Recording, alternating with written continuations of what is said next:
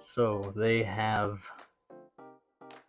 finally arrived today from King Koi Goldfish in California.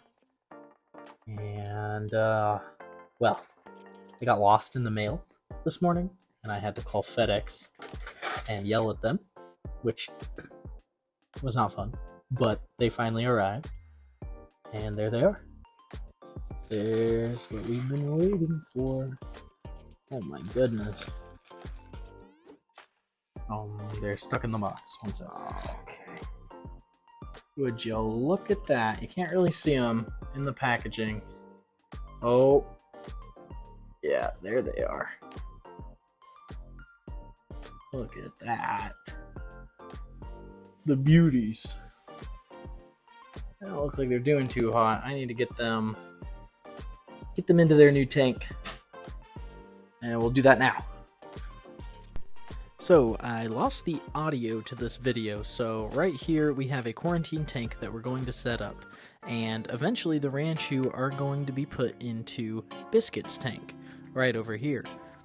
Hopefully they'll get along with each other, but we'll see in good time. So now, and we have the, I'm terrible at doing voiceovers. Either way, let's get this thing filled up.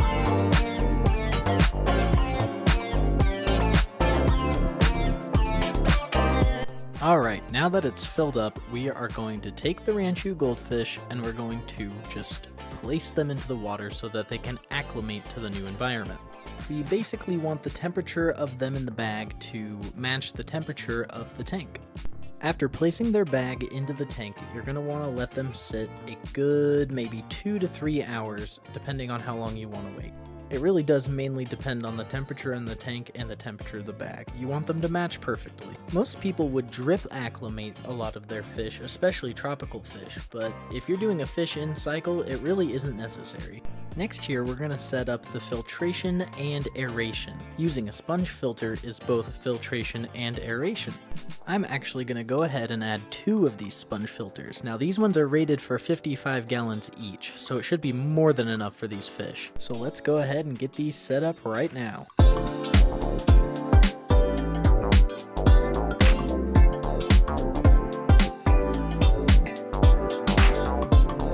Now that we got those sponge filters set up, we're gonna add a dose of Quick Start. Quick Start is filled with beneficial bacteria that will help with the fish in cycle. A fish in cycle is basically when you're putting your fish in your tank without the tank already being cycled. You are going to cycle the tank with the fish in it. This requires daily water changes, so you gotta be careful when doing it. So it's super important to have all your water parameters checked on every single day. This tank is a 20-gallon long, so I'm putting the exact amount I should have for a 20-gallon long tank. It's super simple to use, just follow the directions on the back of the label and you're all set to go. Keep in mind though, this is a quarantine tank, so a cycle isn't necessarily super important, but it would be nice to have a 20-gallon long cycled for when I need it. Now that it's been an hour and the goldfish have acclimated to the new temperature, I'm gonna go ahead and put them in the tank. This is the most exciting part. I love watching how they act as soon as they hit the new water. I gotta admit, getting them out of their triple bag setup was kind of a hassle here, so I used a pair of scissors to cut off the first layer of the bag. Finally I got that first layer off, but now it was onto the rubber band. I'm gonna go ahead and speed it up so you don't have to watch me struggle. Finally, I got that damn thing off, and now it's time to put these guys right into their tank. It's the best part of goldfish keeping, and it's something you never take for granted. First, I'm gonna plop in the Sakura one right in there. Oh, there she goes. And here comes the Calico one. We're gonna go ahead and throw them right in there, and there they are, both into the tank and instantly swimming around and excited. That is what you want to see when you put a fish right into their new tank. I want to see that, and it makes me so happy to see them swimming around and not scared, not hiding, not sinking to the bottom, going up and down, swimming around, and being super happy and healthy. That is what this is all about, keeping some beautiful, healthy fish.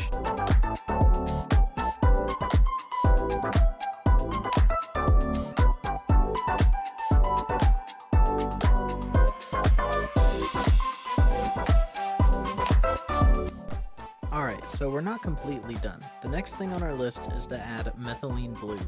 This Methylene Blue is a general disease prevention liquid. It's basically a salt with, I think, some dye in it that lets you know how much of it is in the water. You definitely want to add this stuff when getting new fish and treat them for about 2 to 3 days with this stuff. As you can see, the transition of when we start adding the Methylene Blue is insane, and soon you won't be able to see the goldfish actually at all. But I know there were some scrapes and cuts on them through shipping. After I added the Methylene Blue and waited a few days, they looked beautiful and amazing and perfect, and they were just so happy to get this medicine. Now that they've got their medicine, they're going to get a water change every single day for the next 2 weeks, and you'll see them gradually, and let's get to that right now. Alright, so day 2, guys. I doing a water change, as you can see, and well, I think they're doing pretty good. We're still treating with Methylene Blue. Hopefully most of it's going to be out. They're hiding right now. Let's see if we can coerce them. Get out of there. Get out of there. There they are. They're still a little lethargic, but I see them swimming around all day. I think they're just tired right now, but they're doing a lot better in the 20-gallon tank. So I'll get another video when I'm done with this. Sorry for the dip in audio quality, guys, but I'm finally able to get some good footage of the wiggle bums. Oh, look at them go. These are the 2 wiggle bums. I have not named them yet. This one is a Calico Ranchu. That's a Sakura Ranchu, and I hope one of them's a female and one of them's a male. If not, I'm probably going to get more, obviously. But the breeding project will resume. Let's get this tank filled up. It was actually the next day after the last part you just saw. The water was finally getting clear enough for me to get a good recording of them, and their colors are simply amazing, and their shape and their everything. And here's me doing the water change the day after that, actually. And as you can see just from this, you can see how active they are and how amazingly healthy they are. I'm actually really surprised with King and Koi Goldfish, their quality. And they were in the mail for 2 days. I don't know if I mentioned that in the beginning of the video, but 2 days for a goldfish to be stuck in a bag being shipped from California to Oregon, Southern California to Northern Oregon, is actually pretty insane. And they are still going. It has been 2 weeks now, and they're going strong and good. And I'm honestly very surprised with these goldfish. All right, guys, it has been a few days, and well, for the last few days, it's been all blue, and from the methylene. So it's been about a week since I've gotten the new babies, and we're finally able to get a nice, good view of them. Finally. I know, it's taken a while, but oh, aren't they gorgeous? Look at them. This is a Sakura Ranchu, and then we have a nice Calico right here. Oh my goodness. And so what we're running, as I stated before, the 2 sponge filters in the back, got a light on top, and well, as you saw, I am doing a water change, basically a full water change, every single day for the last few days, and they've been in quarantine before they go into Biscuit's tank. So it's gonna be a bit. There's Biscuit. Look at him. He looks very excited to be in there. Well, no, to have all of his new friends in there, I should say. His 2 new friends. And I think they're gonna get along just fine, because he's kind of a bad swimmer. And I'm really surprised with these Ranchus. They are surprisingly very good swimmers. I've been watching them all week. As you can see, there's no diseases, nothing going on with them. No ick. I haven't seen any parasites. I've been looking at their little poos, as you can see right there. I'm keeping my eyes on the little poos, and their poo looks totally fine. As you can see, got a little bit of duckweed in there from my other tanks. That happens with the planted tank, of course. But I'm glad they're here. They got a few more weeks. We're on week 1. I'm gonna give them a month, 4 weeks, until we put them in the other fish tank. But man, they are just gorgeous, and they're just babies right now. They're like 3 inches long. They're gonna get a lot bigger, and yes, I know they are in a 20-gallon long tank. That is totally fine for the size that they're at. They're so small right now. They have all the swimming room they want in the world. But they will eventually be going in the 60-gallon with Biscuit. Ignore the mess. It's always messy in my house. I have a toddler. I have kids. Well, a kid.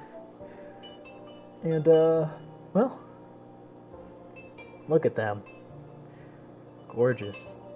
And I've been, I've been feeding them every single day. We'll go ahead and look at the guppies. They're ready to eat. It's actually a little bit past their eating time, and they're all coming up to say hi. Look at them. He's like, feed me, please. If we can get that to focus on him. He's like, please feed me. I am so hungry. Nah, it's okay. They get fed during once in the morning and once before bed. So don't let them trick you. They do this every time I walk up to the tank. They freak out, and they're like, please give me sustenance. And, well, also, we're breeding a bunch of different snails, actually. We're in this tank with the fire tail guppies. Come around the side here, you can see we got a ram's horn snail and a bladder snail, which is going for attention. And I know I was moving the light that I had up here back and forth for lighting, and I found this I bought last year. It gets kind of hot, and I feel like it's a little too bright. I wish I could dim it because, as you can see, we're still having the algae problem. But anyways, I got off topic. What I've been feeding them is just regular old Hikari sinking pellets, and they've been eating it up. They have a great appetite, and what we're going to move on to get some growth and some protein in these guys are bloodworms, because I'm going to breed them with Biscuit, and I think that would be a cool crossbreed. Depending on their genders, obviously. I'm not 100% sure what they are, but we'll find out soon when we trick them into breeding. So yeah, let's feed them some bloodworms.